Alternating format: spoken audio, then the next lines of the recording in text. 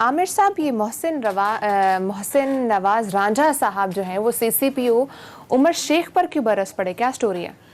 जी, आज बड़ा एक वाकया तो कहने को वो इतना ज़्यादा मेन खबर नहीं हो बना, गया कि मगर वो बड़ा एक इवेंट था कि आज प्रिविलेजेस कमेटी के अंदर जो है उमर शेख साहब को बुलाया हुआ था कि जी उन्होंने वहाँ पे जो चौधरी तनवीर साहब है नून लीग के, उनका एफआईआर के अंदर जो है ना नाम लाहौर में हो गया था, जबकि वो यहाँ पे नेशनल असम्बली का इजलास अटेंड कर रहे थे। जुल्फकार हमीद वो हुआ था जब वो सीसीओपीओ थे, जब मरियम नवाज साहबा गई थी जी जी वो पहले उस वक्त उमर शेख साहब के जाने से पहले उस वक्त, मगर उन्होंने जो क्योंकि अब वो नए सीसीपीओ आ गए थे तो उन्होंने उनको बुला लिया था आज। अच्छा, ये बड़ा कम किया जाता है कि सरकारी मुलाजमों को, और सीसीपीओ जब से ये लगे हैं तो बात यह है कि उन्होंने जो बयान दे दिया था उस विक्टिम के मुतालिक, तो हमने भी मजम्मत की, सब ने मजम्मत की, वो एक बड़ा गलत बयान था। उसके बाद उन्होंने एक दफ़ा नहीं उसकी 10 दफ़ा वो माफ़ी मांग चुके हुए हैं। शहबाज शरीफ साहब ने फॉर एग्जाम्पल अगले दिन वो मजाक किया था इसी रेप विक्टिम के मतलब, लोगों ने रिएक्ट किया, उन्होंने भी माफ़ी मांग ली, तो लोगों ने कहा वेरी गुड, थैंक यू, जो है ना गुड वन जो है ना सारा। तो कि सोशल मीडिया पे चल रहा था, उन्होंने कहा जी उनकी एक ही माफ़ी में मांग के हैं, तो ये उमर शेख साहब 20 माफ़ियाँ मांग चुके हैं, तो उनकी भी माफ़ी मांग लेनी चाहिए थी। मगर बात यह है कि हम खुद उनके नाक़िद रहे हैं और बड़ी चीज़ों पे बात हो सकती है, मगर वहाँ पे भी उनकी सारी जो ये तनकीद उनके ऊपर आ रही है, पीछे बहुत गहरी सियासत है। अपने दौर में मैंने कहा है कि नून लीग वाले राना मकबूल सुखेरा गोलियां मरवा दी लोगों को, मॉडल टाउन के अंदर क्या क्या कुछ कैसे कैसे लोग नहीं लाए जाते, चुन चुन के पूरे पंजाब से बदनाम तरीन लोग और जो डाउटफुल तरीन मशकूक तरीन लोगों को लगाया जाता था, और उनसे वो जाबराना हरकें पुलिस मुकाबले से लेके पता नहीं क्या कुछ है। अब यहाँ पे एक आदमी लग गया है, तो मैं मजबूर हो गया हूँ उनकी साइड ऑफ स्टोरी सुनने पे कि आज जिस तरीके से बदतमीजी उनके साथ प्रिविलेजेस कमेटी में की गई है। मैं चाहता हूँ ज़रा वो मोहसिन राजा साहब की पहले आप दिखा दें, फिर मैं आपको बताऊंगा। जरा वो क्लिप चला दीजिएगा।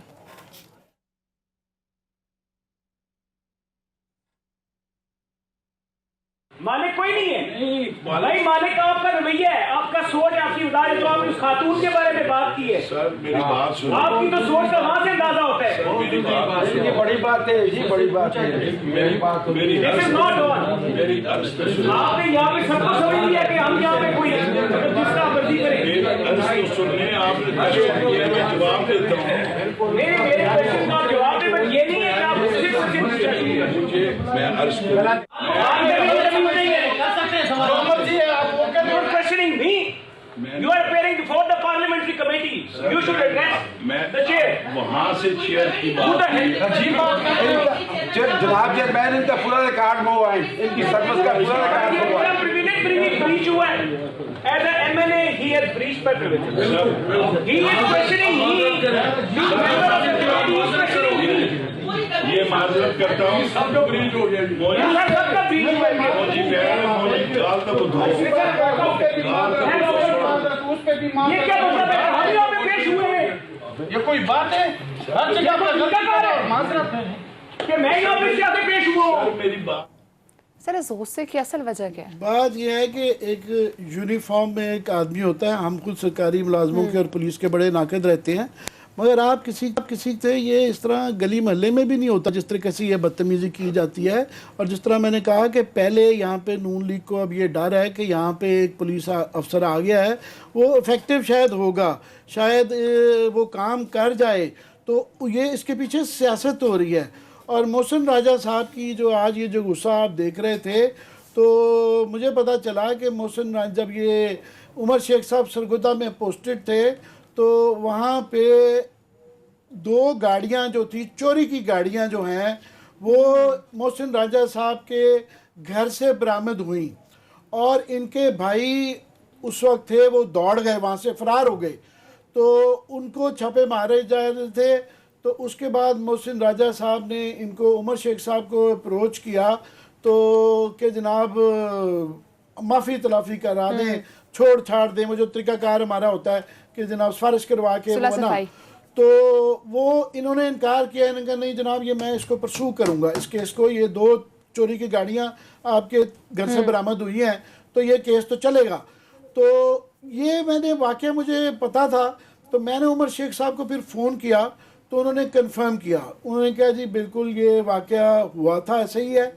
और जो है उन्होंने कहा जी इनके साथ कोई इनके और उनके कोई म्यूचुअल दोस्त थे, चौधरी खावर रियासत साहब, उनके जी उनको साथ लाए थे, तो वो एक गवाह भी मौजूद हैं जिनकी मौजूदगी में ये आए थे और मैंने ये इनकार किया था।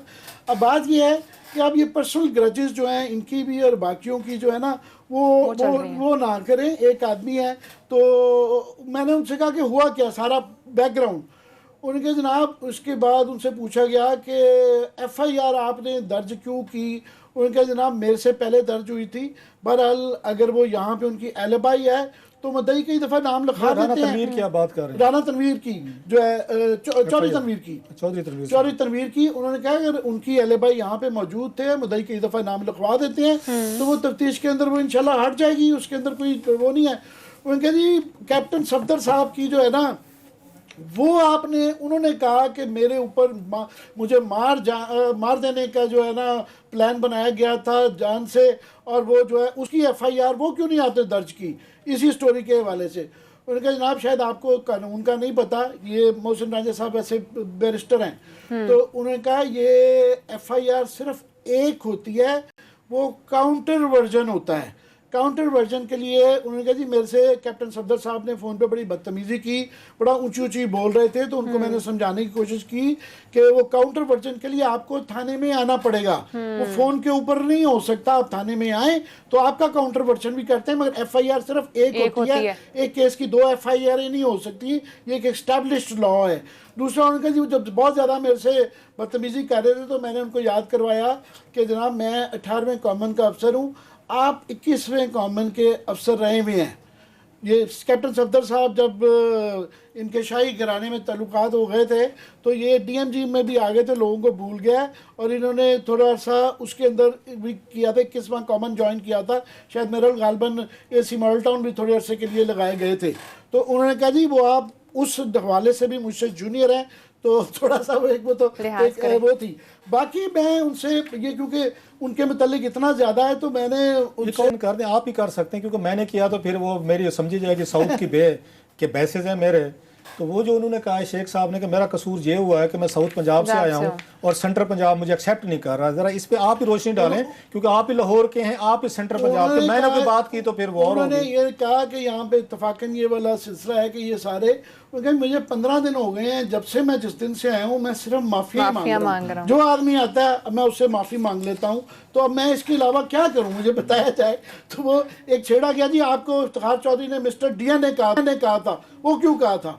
तो मैंने पूछा, मैंने कहा क्या वजह क्या, वो मुझे याद करवाया उन्होंने कि ये जो शहबाज शरीफ साहब भी क्रेडिट लेते हैं कि फॉरेंसिक लैब मैंने बनाई थी पाकिस्तान में। उन्होंने कहा जी पहला केस जो DNA का सॉल्व हुआ था ना वो डैनियल पर्ल का था, तो मैंने वो स्टडी किया, तो उसके बाद पिंडी भटिया के अंदर एक लाश मिली, तो मैंने फिर पंजाब यूनिवर्सिटी के माइक्रोबायोलॉजी के डिपार्टमेंट से जाके उसकी वो वही साइंस अप्लाई करके जो है ना DNA करवाया। अच्छा। और उसके जरिए पहली दफा जो है ना वो मुजरिम पकड़ा गया।